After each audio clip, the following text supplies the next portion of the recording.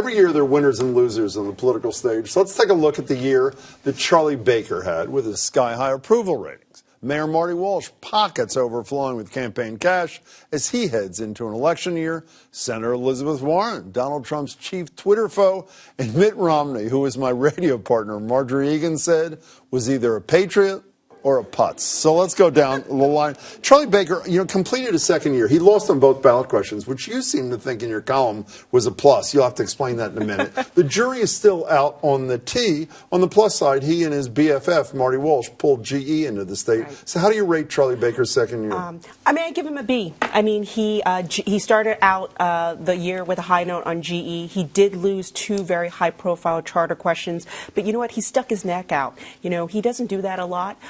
Look what happened with the transgender bill. He stayed on the sidelines. He didn't even vote in the presidential election. So you think he gets points for just taking a position on controversial issues? Exactly. And he really campaigned hard on charter schools, and that's something he believed in for a long time. You were a Trump supporter. Charlie Baker walked a fine line, very critical of him, and then after he was elected, he told us on the radio, he called him on the phone, said he wants to work with him. It's premature to be trashing every single thing he does. He's got to walk. He said he wasn't going to vote for either candidate. Exactly. He's got to walk a really fine line now. A lot of liberals, which is pretty much what Massachusetts is, are critical that he's not critical enough. On the other hand, he's got to bring home the bacon for Massachusetts. So how does he walk that line? It's difficult. And there are an awful lot of Republicans who are very angry at him for his position on Trump, but also very angry at him because when he got in there, he basically tried to wipe out the whole state committee. That's 80 people who steer the state. That's about how many Republicans there are in Massachusetts. And you're not even a Republican anymore. But the point is, so he's got to be conscious of what's going on his right, so he doesn't get a primary opponent, because even though he'd win a Republican primary probably, it becomes a pain in the neck. And then on the left, he doesn't want to go too far to the right and offend some of the coalition that he has there. Speaking of primary opponent, he doesn't have any opponent. I mean, Seti Warren, the soon-to-be former mayor of Newton, toying with this. I mean, the fact that we're halfway through a term, the guy's numbers are in 70% and has no I don't mean just challengers on the ballot. He doesn't have anybody who challenges any of his positions in your party. Well, no, yeah. I mean, I think people are I get emails all the time from the Democratic Party talking about his failure to really call Trump onto the carpet for some of the appointments that he's made that many people find troubling. But I think that what Joe just said is going to be the biggest issue for him coming in 2017 is 18. How to 18.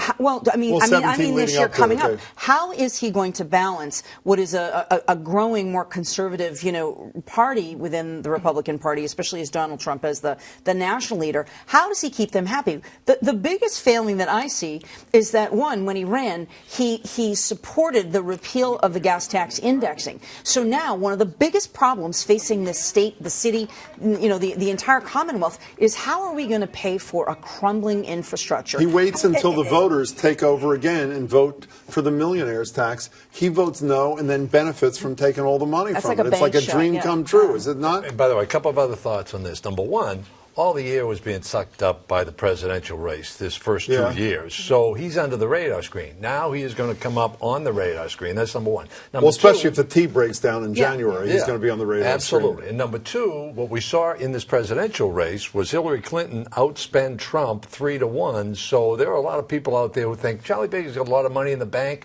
but that's not going to deter me on the Republican side. Speaking of a lot of money in the bank, Marty Walsh has only 100 times, I believe, as much as the only person who's even a potential challenger, Tito Jackson. He had problems with the IndyCar problem. Yes. A couple of his people indicted. I would argue the probation decision the other day makes it less likely that he's ever going to be indicted. I'm not saying he did anything wrong, by the way, but he did the GE thing. He's also very popular. Yeah.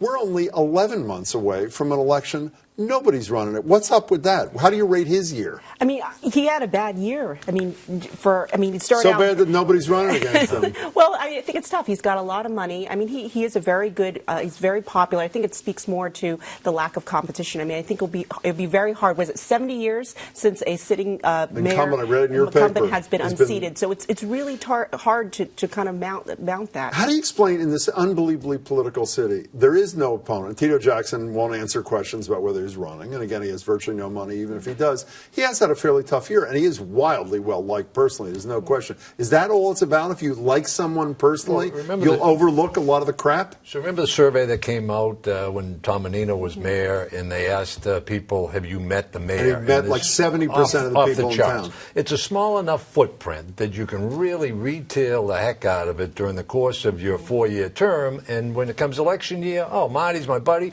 and he's a personable guy. Very he's someone he works like a dog. And he's got labor behind him. Okay, speaking of labor behind him, let's move to Elizabeth Warren for a second. Really high profile at the end of the campaign when she finally endorsed your candidate. It took a long time getting there. She was the major attack dog, much more than the Tim Kaine, who virtually no one even knew. She's 71 in 4 years. Is she going to spend the next 4 years being the primary attack dog on Donald Trump, positioning herself for a run?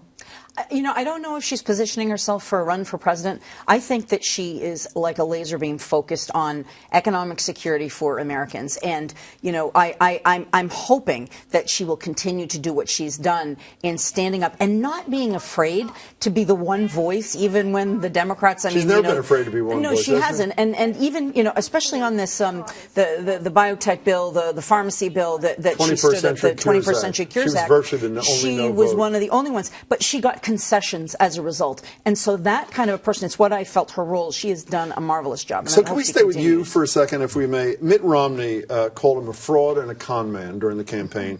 After he did not get the Secretary of State job, here's what he said. My discussions with Mr. Trump were enjoyable and enlightening. I have very high hopes this administration will lead the nation to greater strength, prosperity, and peace. So again, it's not polite, but Marjorie Egan said it. Patriot or Putz? I mean, did he get played here by Donald Trump and Mike Pence, or no? I think he did get played. You ran against him, I should say, for those who don't know. He was an opponent. But I think he did get played. And I was, for one, you know, one of the very few appointments that Trump was considering. That was one that I felt was a pretty good one. You know, the problem is the Sanity Caucus. The Sanity Caucus, yes. But I think he did get played. I mean, the fact that he came out of that meeting where they had dinner and he actually said he's done something that I could never do. He's won an election. If you don't think that was scripted as part of the apology that they were asking from him, you know, that they absolutely were forcing him to do that. They had young garlic soup at that dinner. I want you to know. You've never had young garlic soup. Frog legs. Very quickly, how did Mitt Romney come out of this thing? Very quickly. Oh, I think here's a guy who right up until Election Day was saying, I can't look my grandchildren in the eyes and vote for this guy. The day after he wins, Trump, he's there groveling for a job. He comes out of it looking like a fool. How about you? I don't think so. I think we knew that how he felt. We knew how Romney felt about Trump. And